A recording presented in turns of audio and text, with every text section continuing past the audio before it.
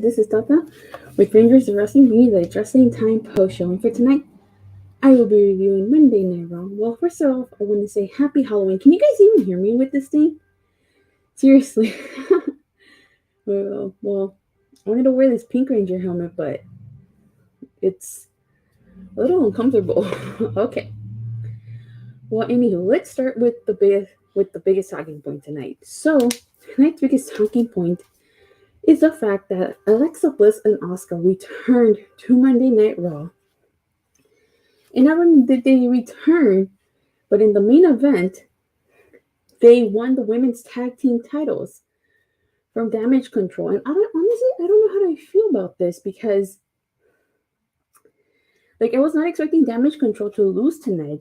Because now, their whole point is that they're in control. But now that they lost the tag titles, are they really in control of anything? So I was actually really surprised. You acknowledge Asuka, Bianca, and Asuka? Yes, I do acknowledge them. I'm going to end up taking off this helmet halfway through the stream. Okay, so can you hear me? Let me know if you can hear me. Okay. So the match wasn't a bad... Okay, I'm taking this off. I'm just going to put this right here. I'm just going to hold it. Okay. So, this main event match, it wasn't a bad match. It really wasn't. But the thing was, like I said, I was not expecting Asuka and Alexa to win. I get it. They're over with the crowd. It seemed like it. But still, like I said, Damage Control, now they're not in control anywhere. So what is this leading to? Is this leading to maybe a winner takes all match at Survivor Series? What is this leading to? I don't even know if this is leading to War Games anymore. Let me try to put this back on. But what do you guys think of Alexa and Asuka winning the tag titles tonight? Seriously, I was not expecting them to win. I thought Damage Control was going to win. But, hey, they won. So now it's Asuka and Alexa Bliss, and new women's tag team champions. And they have Bianca Belair as a Raw Women's Champion. So I honestly think Bayley is going to lose this Saturday. The only cool spot in this match, which actually wasn't even a part of the match, was when Bianca did which was when Bayley did the Bayley to belly to Bianca on top of it was this table thing, and they did it to the floor. So can you guys hear me with this helmet on? Alright, I'm taking this off. Whew. So, but I'm not sure how I feel. I really thought that they were going to do more with Damage Control. I just feel like their title reign wasn't really all that great. It felt kind of lackluster, to be honest. But I now where does Damage Control go from here? They lost their tag titles. Bayley might lose to Bianca, so I don't know. Here we go. So Monday Night Raw kicked off with Bianca Belair versus Nikki Cross. Yeah, she's Nikki Cross again. And Nikki Cross came out at her old self, crazy Nikki Cross. And her theme was a remix of the Sanity theme. This is a decent match, but of course, Dakota Kai and Io Sky had to come out, and so did Bayley. But then at the end, Asuka and Alexa Bliss come out, and Bianca ends up winning this match when she hits a KOD to Nikki Cross. And so this is the segment that leads into the main event of tonight's show. After this was followed up with Bobby Lashley and Brock Lesnar. And basically, it was Bobby Lashley trying to say he's going to expose Brock Lesnar by calling him a Lashley wannabe. And so, when Lesnar comes out, he basically calls out Bobby Lashley because he says he doesn't want to do a sit-down interview. He wants to fight. And just like the good folks in Texas. And Triple H comes out to try to restore order. And they basically, if they can't keep their hands off of each other, the match is off. Now, I have to say, I really like the first Brawl that they did together way better than this one. Lashley, whooped Brock Lesnar's ass in that first Brawl. With this one, And it was okay, but I like the first one a lot better. But this is a go home show to Crown Jewel, so it doesn't surprise me. This is my Pink Ranger helmet. I had it on, but it's a little uncomfortable. But I'll put it on again if you guys. So then after this, we get Austin Theory versus Seth freaking Rollins match, which actually was a really good match. I actually really enjoyed that match. Seth Rollins doing 2 suicide dives to Theory. I really like that Seth Rollins teased the pedigree, and Theory countered. And then Theory attempted to do the pedigree, which I actually really like that spot. I think that Austin Theory mocked Seth Rollins during this. He mocked him at the very beginning, when he does the whole chorus thing. But this was a really good match. Honestly, it's probably my favorite match in tonight's whole show. But despite Theory's best efforts, it wasn't enough to pick up the victory. Seth freaking Rollins won when he did the stomp to Theory. So good match. I honestly would not mind seeing that match again somewhere down the road. All right, let's try again. Let's try putting on my helmet again. Okay. So then we get a Roman Reigns promo. And this Roman Reigns promo is pretty much like any other promo that Roman Reigns cuts. It's the same shtick every single time. He gets Usi chants, and he says that Sami and Jay are somewhere trying to become Usi. And, honestly, Roman without Sami Zayn and the rest of the bloodline is the same thing every single time. And I'm actually kind of glad that they had added Sami Zayn to the bloodline, because that bloodline was getting stale. So with this was just like old Roman by himself. And I honestly was not a huge fan of this promo, because basically Roman, he let Paul Heyman hype up his match with Logan Paul, and he gets interrupted by The Miz, of all people, which actually kind of makes sense because The Miz has history with Logan Paul, so that's why he came out. He was saying that he can help Roman, but in return, he wants Roman to scratch his back for him. He wants him to take care of Dexter Lumis, and Miz will help him take care of Logan Paul. But Roman Superman punches poor Miz. So, like I said, not a good Roman promo. I really did not like it. Roman by himself is kind of like this. It's the same thing every single time. You need Sami Zayn to make those promos work. This is followed up by a Miz segment backstage, and basically he's trying to get out of his match against Mustafa Ali. And he threatens to sue for defamation because Johnny Gargano is going to reveal what Miz's deal with Lumis is. So, I honestly was kind of curious how they were going to explain Mrs. and Lumis. And they eventually do, but I'll get to that. So, we get Karl Anderson versus Damian Priest. And this wasn't a bad match. I'm surprised Karl Anderson won here. I really am, because I kind of thought Judgment Day would win. But they didn't. But that doesn't mean that they didn't get involved afterwards. So after the match was over, Rhea gave a low blow to Doc Gallows. And then Rhea distracted Karl Anderson and AJ Styles, allowing Priest and Balor to attack them. And Dominic did the whole, Eddie thing. He does the chest and did the frog splash to AJ Styles. So Rhea's always going to be a factor in their match. So the question is, who are they going to get to take care of Rhea Ripley? It has to be someone that has history with Rhea, and that's friends with AJ Styles. I was thinking Charlotte. I think Charlotte makes sense. Maybe if Mia Yim comes back, she could also help. But for right now, they're never gonna get anywhere without, because Rhea Ripley is always going to be a factor.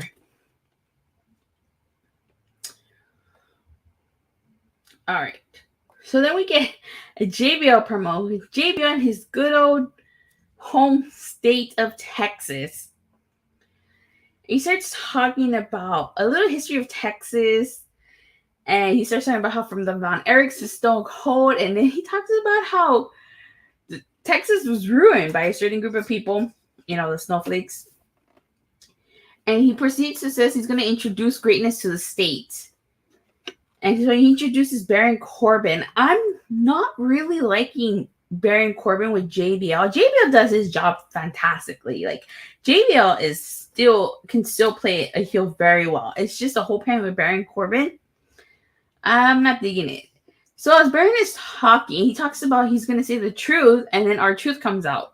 Which, honestly, R-Truth saved this segment, because without R-Truth, I think this segment would have been totally boring and a big clusterfuck. But he's come out just as a cowboy. I get it, because they're in Texas.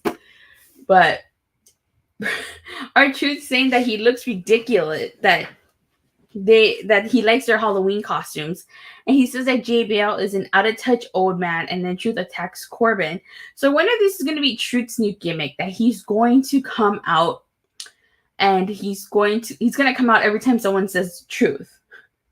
That's some gimmick, I would say. So this is followed up with, you guys know it's also Halloween, so it's followed up by a trick or treat fight match. It's Matt Riddle versus Otis.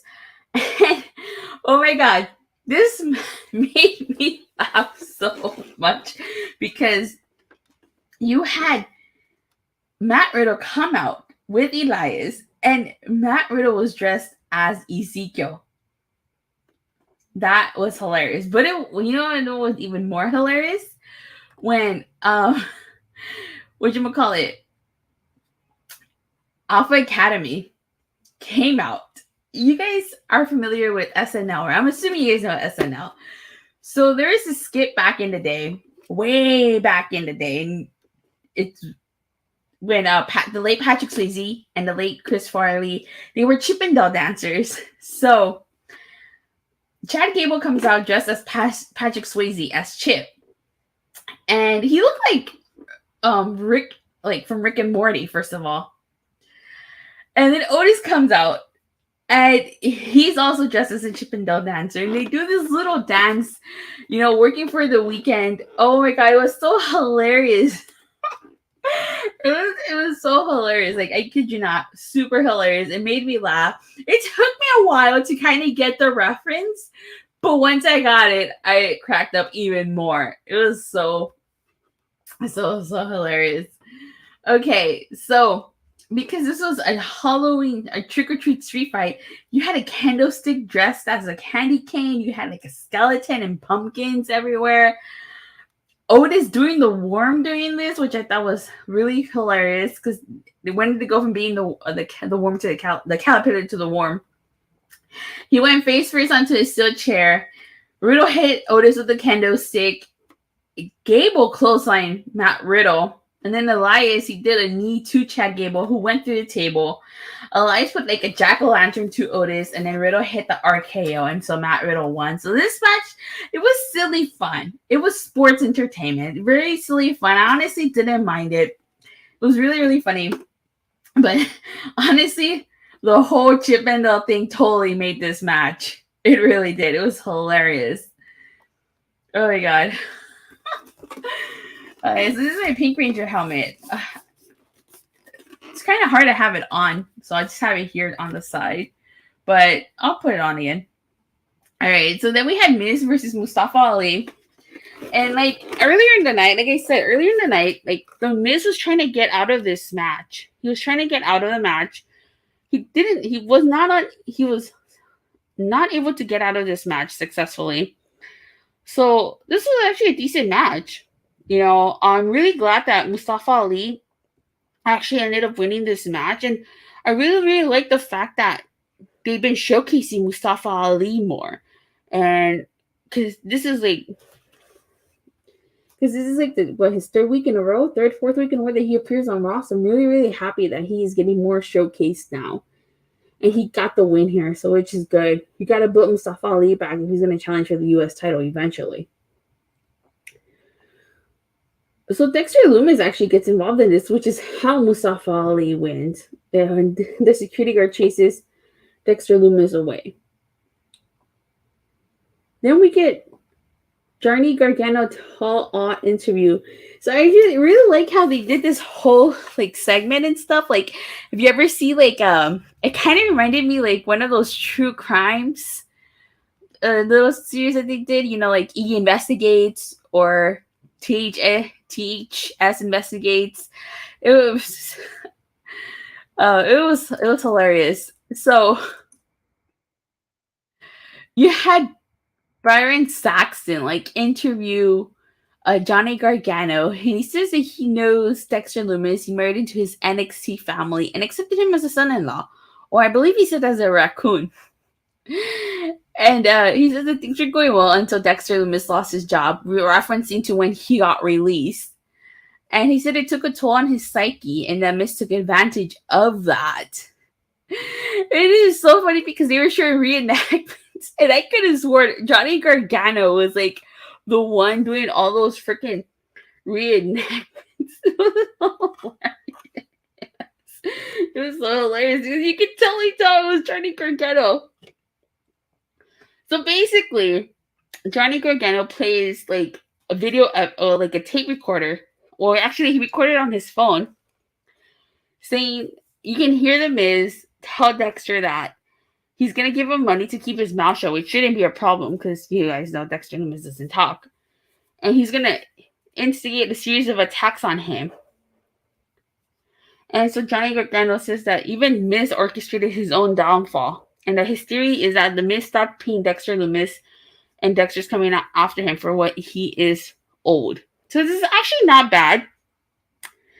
And I kind of like how they did this, honestly. It's better than what I thought that they were going to do. I actually had no idea what the grand reveal was going to be, but I actually don't mind this being the grand reveal. Like Johnny Gargano says, the Miz considers himself an A-list celebrity, and sometimes celebrities have like stalkers, so that makes perfect sense.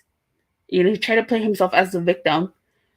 So, but honestly, I don't mind it. What do you guys think of this reveal? Like, are you guys okay with it? Are you guys not okay with it? And so the main event was the women's tag team championship match. It was Asuka and Alexa Bliss versus Damage Control. And I already talked about this at the beginning, but I'll go ahead and talk about it again. So this match came about because in the opening contest between Bianca and Nikki Cross, Asuka and Alexa Bliss made their grand return. And so they ended up challenging Damage Control for those tag titles. So this wasn't a bad match. Honestly, I didn't mind it. But I was pleasantly surprised about the outcome of this match. Like, my favorite spot in this match was actually one that wasn't even in the match. It was when Bayley did the Bayley to belly to Bianca from like, they went over the barricade and they ended up like on this table thing. And that's when she did the Bayley to belly. So, like I said, I was personally surprised that Asuka and Alexa Bliss won this. I mean, I guess it made sense because they're kind of over. And now Bianca holding the Raw Women's title. You can have a winner-take-all match if that's what this is leading to. I'm not entirely sure.